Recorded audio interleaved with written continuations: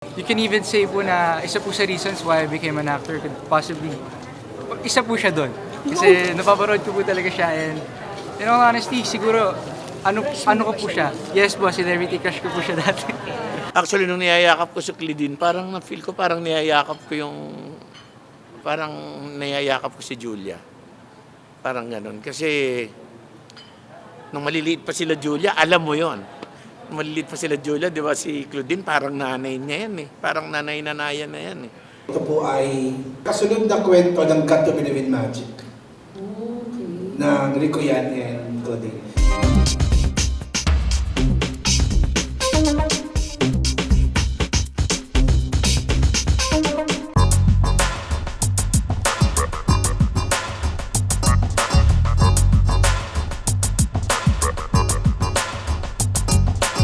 Magandang hapon po. I am Julian Rojas. I played the role of Jack Melkor. Siya yung husband ni Claudine sa movie ito. At ako naman ay first time kong magiging role ang maging nanay-nanayan. Lagi akong tatay-tatayan. Dito sa movie nito, nanay-nanayan ako. Kaya excited ako at saka tuwan-tuwa ako sa pelikula na to dahil unang-una, napakaganda ng photography. Tapos, ang gagaling pa ng mga kasama kong artista, kaya matutuwa kayo, napakaganda nito. Yes, good afternoon to everyone. It's Venus Florence Angelica. I played the role of Rachel Buenaventura. Ang role ko po dito is my first time dito sa Magic Hearts na kakaibang Angelica Jones kasi very opposite do sa character na Kikay. Dito po, mother ni Ernest, elegant and demure and isang martyr na ina, mapagmahal na ina sa anak ni Ernest. At napakaganda ng pelikula, napakahusay na director ni Gab Ramos. Dahil lahat kami mga artista dito na ilabas namin ang aming talent sa pag-art dito sa Magic Hearts. Hi, good afternoon everyone. I Miss Pantin pa lang. So sa mga siguro hindi din naman talaga ako kilala, no? I'm a former Baywalk Buddies ko before kay nanay dito. Though may mga kakilala na rin ako faces dito from the press people. Good afternoon po sa lahat. So I'll be playing the role of mother of Maxine in this film. Asawa ko po dito si Tito Archie. So I would like to thank Direk Gab for the trust that he had given me. Thank you so much, Direk. Kasi mostly pag mga film, mga short lang talaga ako, short exposure lang. But this time, Direk Gab had given a trust na magawa ko tong role ko dito. So thank you so much. And of course, Rams Production, thank you so much. Hello everyone, my name is Mohaira Senana and I played the role as Nicole Buenaventura po. Sister po ako dito, ate actually po ni Ernest. I have a strong personality po dito pero sobra po yung pag-care ko po sa brother ko. And I just want to congratulate Kuya Beaver, Ate Mutia, and Ate Maxine, and the whole production team po. Congrats po. Hello po, good afternoon po everyone. I'm Cassie Kim and I portray the role of Marta Ledesma.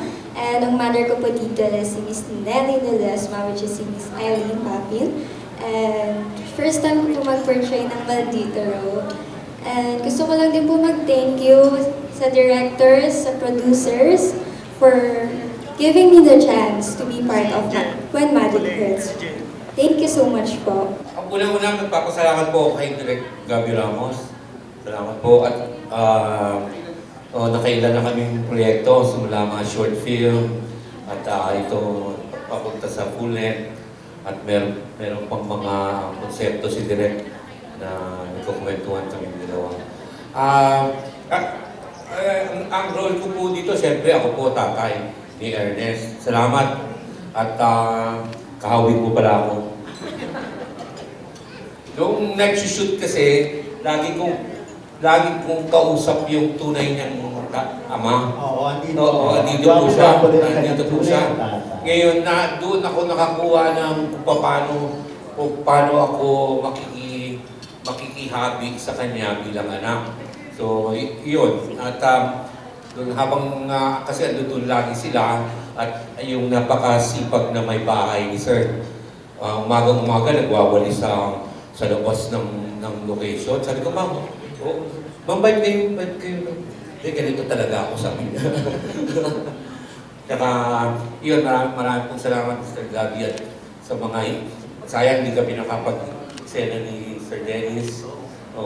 At yung mga bata, pagpatuloy niyo yung attitude niyo, maganda yung attitude. Ako po si Maxine Trinidad. Nanggaling po ako sa Pinoy Big Brother, recent po na season. Ang role ko po dito ay si Trixie Calejo. Ang father ko ay si Sir Archie. Siya ang magpiplay ng as Alvin and Ate Pantine as Trina. Ako po dito ang ka-love triangle nila Beaver and Mutya, which is sila Olivia and Ernest. And she's adventurous, she's sophisticated, she's into exploration, she loves to nurture herself. And the thing na aabangan niya kay Trixie is how she accepts things as someone who's very into self-improvement and into someone na kung ano yung gusto niya makukuha niya. So, tingnan natin sa film na to kung ganun ang mangyayari, na she can have what she wants. Hello po sa inyong lahat. Ako po si Mutya Arquia and I play the role of Olivia dito sa When Magic Hurts. Ako po dito, sa totoo lang si Olivia, malungkot ang buhay. Bakit? Panoorin natin yan. Pero may dumating sa buhay niya, which is si Ernest. So, sana po abangan ninyo kung paano mababago ni Ernest ang malungkot na buhay ni Olivia at kung anong kasiyahan or kalungkutan ang ibibigay ni Ernest kay Olivia. Ayun guys, I'm Beaver Magtalas. Ang role ko po dito is si Ernesto Benaventura, or more known sa film as Ernest Benaventura. He's, I would say, is a very loving person po talaga. In terms of family and friends and just people he meets. Yun po siguro yung trait na talagang nagustuhan ko sa kanya and I think I really relate to is his loving personality. Napaka-buti po ng production nito. Praise God, kasama po namin dito si Miss Claudine Barreto.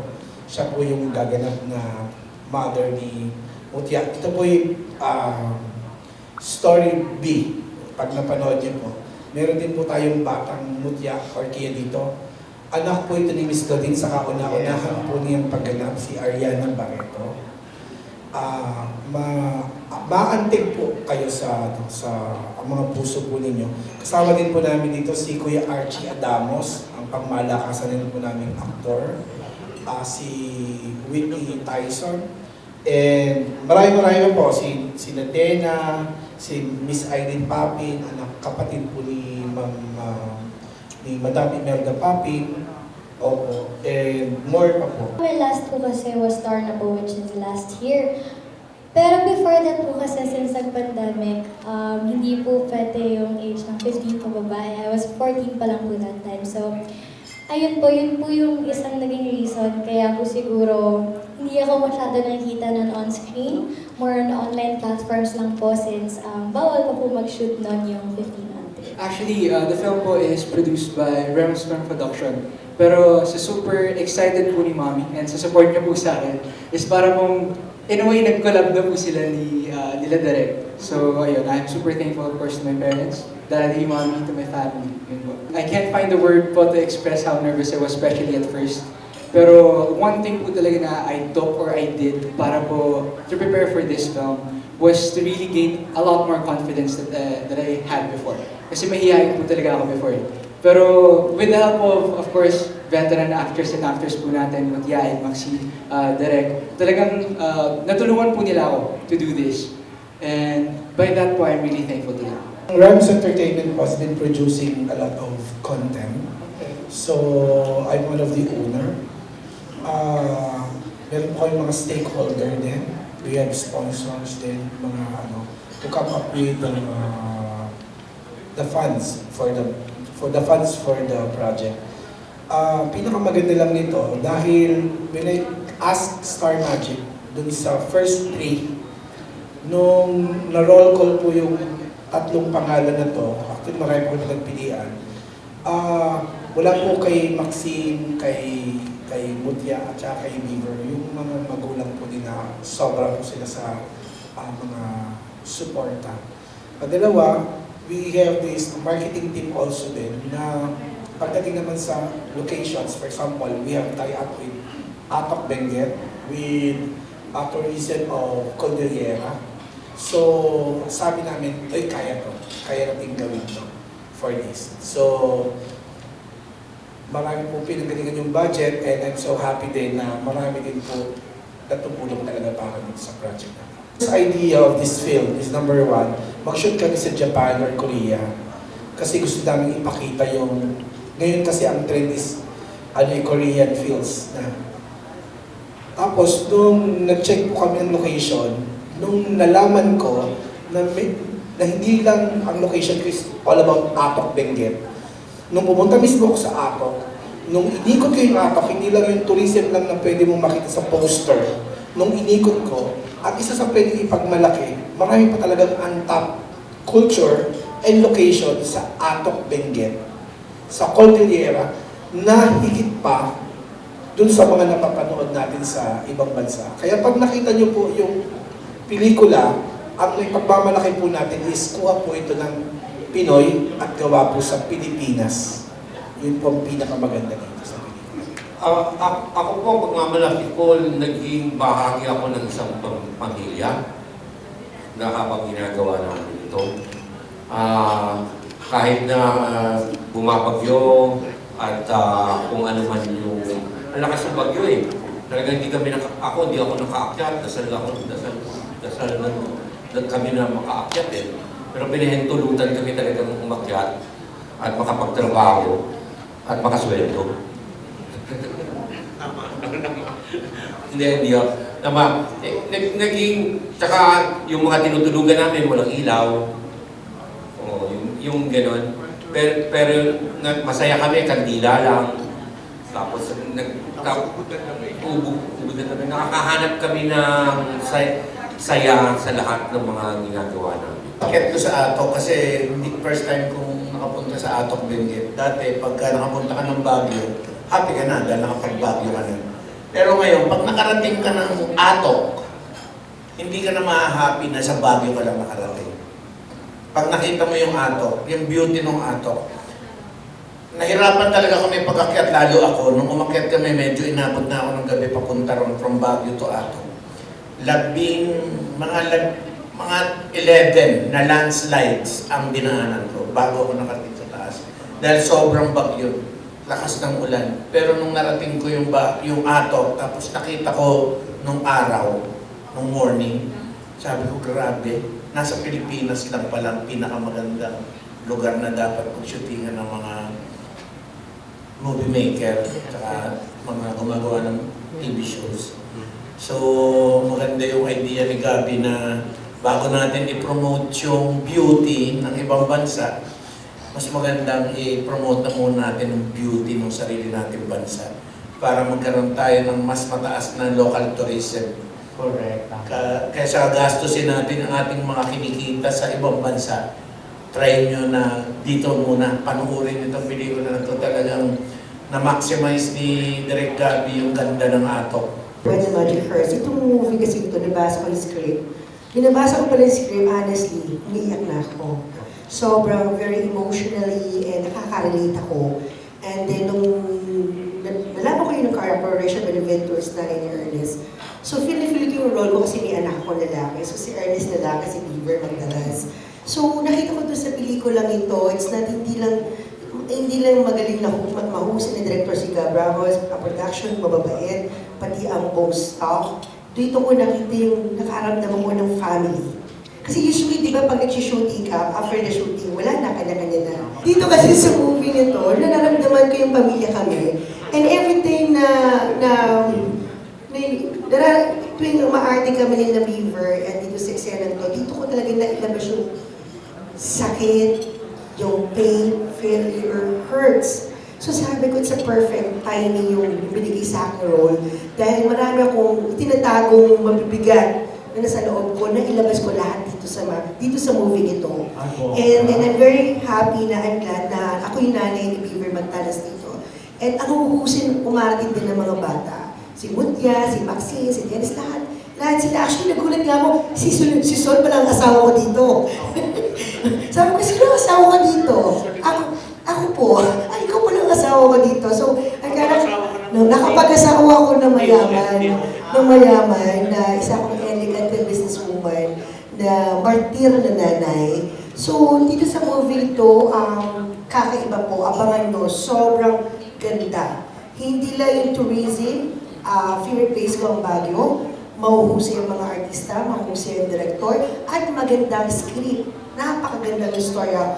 Hindi kayo uuwi na malungkot. Uuwi kayo ng masaya na may kasamang luha sapagkat tagos sa puso yung eksena namin. Masaya iiyak. Yeah, para kasi iyak, diba, in love. Kasi because I believe love is sacrifice, love is blind. So dito mo makikita lahat yung ano ibig sabihin ng pag-ibig. Sa kung gusto mo malaman ng totoong pag-ibig, what is love, panoorin niyo po itong pelikula ito. Ito po ay prelude ba? Or kasunod na kwento ng Got to Believe in Magic. Ng Rico Yan and Claudine. So, nung nagsushoot pa kami nun ng Loyalista, super close po kami niya ni Miss Claudine. Alos magkaibigan po talaga kami. Sabi ko, Miss Claudine, baka pwedeng supportahan itong mga batang to. And sabi niya, sige, direct, tutulungan kita dyan. Anong role ko dyan, pinapasok ko sa kanya. Kay Miss Claudine po, wala naman po talaga. Siyempre, may management din po si Miss Claudine. So, nung napao ko na rin po yung management, and to think po na Miss Claudine Barreto yun, mapaakit si Miss Claudine sa Atok Benguet, medyo ano po doon. And nagpapasalamat din po ako kasi kasama ko rin po dito si Sir Dennis, na isa po talaga sa haligi na yung pakete po nila, halos magkakapatid po kami natin. So, minsan po kasi, pag meron kang isang magandang materyales, hindi lang po mahalaga yun. Mahalaga rin yung meron kang maayos na pakikisama sa mga artist mo. And beyond money, beyond anything na pwede mo ipangako, matutupad po yung mga kailangan mo sa isang proyekto. Well, ako yung mag-a-adapt kay Claudine at saka sa kanyang anak. By accident kasi magmi-meet kami sa bus. May kaya ako pero hindi niya alam na may kaya ako. So, eventually nalaman ko na meron silang personal problem sa Manila. And then, balak nilang pumunta ng Atok. Pero wala siyang sure na work, wala siyang sure na titirahan. So, may nangyari sa loob ng bus, tinulungan nila akong mag-ina. So, I decided na, I offered na kung pwede sa akin ka na mag-work, at sa akin na kayo tumira. So, eventually, pumayag si Claudine, sa karakter ni Claudine. So, sa akin sila tumira. So, eventually, may mangyayari kay Claudine and then yung kanyang anak will grow up with me. Si ano nga yun. This is my first time na a-appear na gay after, ang huli ko na gay, Tita Aster, ano pa eh, Andrew E. Movies pa. Siguro that was, what, 93? 92, 93? So, yes, kailangan ko manood nanood ako ng Tootsie ni Dustin Hoffman, nanood ako nung kay Robin Williams na Mrs. Doubtfire. So, para ma-inspired ka lang uli gumanap na, kasi yung pagka-gay ko, hindi siya ganun ka-loud. Parang gitna. Parang, kanino ko ba mako-compare yung karakter ko? The late Soxy Topacio. Di ba yung ganong karakter na hindi naman nagbibihis girl, pero girl. Di ba? So, ang saya. And maraming eksenang nakakatawa, pero very touching yung drama namin ng bata. Very touching yung drama namin ni Claudine. I'm sure pag napanood nyo, maiyak kayo. Maiyak kayo doon sa mga scenes, maiyak kayo doon sa mga kaganapan, doon sa pelikula. I was very excited na makatrabaho si Claudine kasi after all these years, first time ko siyang makakasama sa pelikula. Sa TV, nakasama ko na siya, pero bata pa siya. During the time of Aga, yung Okay Doc. Tapos nakasama ko siya, medyo dalaga na naman siya ron sa Home Along the Riles. Pero in a movie, this is the first time. And very touching kasi syempre, na-miss ko rin naman siya sa totoong buhay. That's why nung mag-shooting kami, yung mga yakap ko sa kanya, para bang double meaning. Yung role ko, na minahal ko siya bilang anak at bilang apo yung anak niya. Plus, yung na-miss ko siya talaga sa totoong buhay. Before the movie kasi, nagkita na kami, di ba, inanak ko sa Binyag yung kanyang yung kanyang adopted. So, oo, di ba? Nagninong ako. So, doon pa lang, medyo nagkakwentuhan na kami na maikli.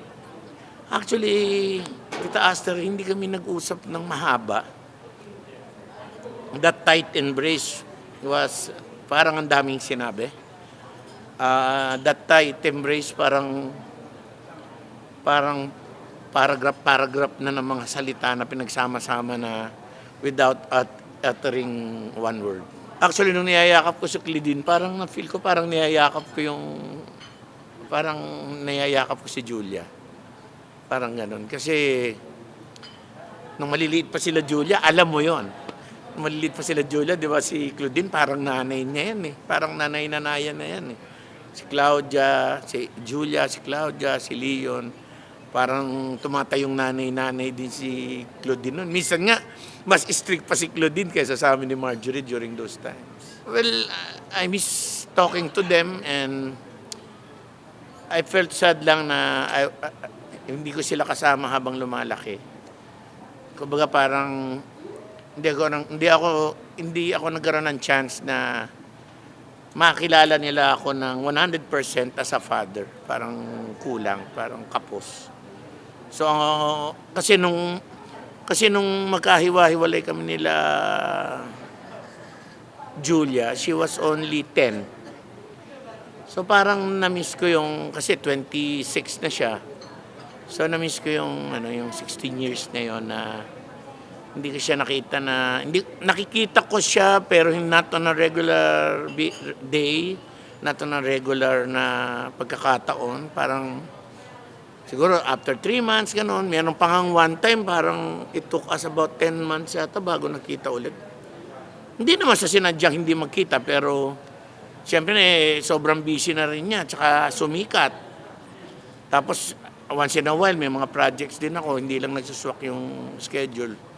Pero na-miss ko yung portion ng buhay na how I wish maibalik ko na mahatid ko sa school, masusundo ko, mabibili ko ng something, yung mga ganun.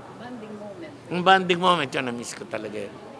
That's why during the movie, yung relate ako dun sa movie. Sana magkausap-usap ulit tayo, tapos magkita-kita ulit ng mas madalas. Kasi siyempre, as you grow older, yung mga parents nyo, they grow older too. Habang tumatanda kayo, tumatanda rin sila. Tsaka, siyempre parang, yung i-take advantage na lang, i-take advantage natin itong mga time na to kasi malakas pa kami. Iba yung malakas pa kayo diba? Iba yun Iba yung mahina ka na, hindi ka na makatayo. Gusto ko abutan nila ako na malakas pa. Panoorin nyo yung Magic Hurts kasi maraming very inspirational. Makikita nyo rito yung tunay na pag-ibig at maraming masasayaring eksena na I'm sure pag napanood nyo yung may inspire kayo. May inspire kayong magmahal, may inspire kayong mabuhay ng makulay. At first, it was pressuring, pero knowing po na I already know Mutya and Maxine po I've already met. And they're just really great people to work with. And I became very comfortable in few days. Yun lang po, kaya it really helped me. So I'm very thankful to the both of them. Aside sa sobrang bait na mga bata. Wow, nakakaate naman. Kasi they're 17 years old and 20 ako, pero naipasok na yung face card ko sa 17. Pero super dali po, and at the same time, pag nahihirapan ako, tinutulungan nila ako. Pag nahihirapan yung bawat isa sa amin, tutulungan kami. Paano yung atake, paano yung duelo. And it's something na mas nag-build kami ng family na talaga sa project na to. And I'm just so blessed because this is my first ever film, and this film is just so amazing. Apart from it's promoting the beautiful place of Atok Benguet, it's also promoting what love feels like. It feels like magic, lalo na pag nakasama mo yung itong pamilya na to sa pelikulang ito. Ako po super saya kasi pero halo din po yung kaba syempre. Like what I said po kanina, since iba po yung environment and hindi ko po alam kung paano po ko tatanggapin ng tao sa big screen. Hindi ko pa po talaga alam. So hanggang ngayon, sinasabi ko sa kanila actually na kinakabahan talaga ako. Oh my God, malapit na yung premiere night, ganyan-ganyan. So, masaya po pero andun yung kaba. Feel ko mawawala yung kaba pag napanood ka na po. Discover ko kay Ate Max. Kay Ate Max! Okay, go. Ano ba? Kinabahan naman ako. Hindi. Ano Discover ba? ko kay Ate Max. Totoo, ah. Ano siya, super ate figure siya. And ipaglalaban ka niya once mahal ka talaga niya. Like ganyan siya sa akin, super protective niya kasi sa akin. So, that's all. Diba? And then kay Beaver naman, Okay, Beaver. kay Beaver din po. Okay. Kay Beaver naman, nakita ko sa kanya yung pagka-brotherly figure po niya ngayon. Yun. And mas nakita ko silang close nung brother niya. So, sabi ko, baka brotherly figure pala. Kala ko ano Gentleman. Ako po, I would say na dati po talagang I was just a fan of Mutia talaga dati po. Napapanood ko na siya dati. And Maxine as well. Yes po. You can even say po na isa po sa reasons why I became an actor could possibly, isa po siya doon. Kasi napapanood ko po talaga siya and in all honesty, siguro ano ko po siya. Yes po, celebrity crush ko po siya dati. So, na-discover ko po sa kanila both is that they're both very fun people to be with. She is a very ate figure. Totoo po yun, totoo. Hindi niya po ipaparamdam sa'yo na, ay bata ka, kailangan you always follow me. Hindi po, in a way na po, protektahan ka niya and ipaparamdam niya sa'yo na mahal ka talaga niya.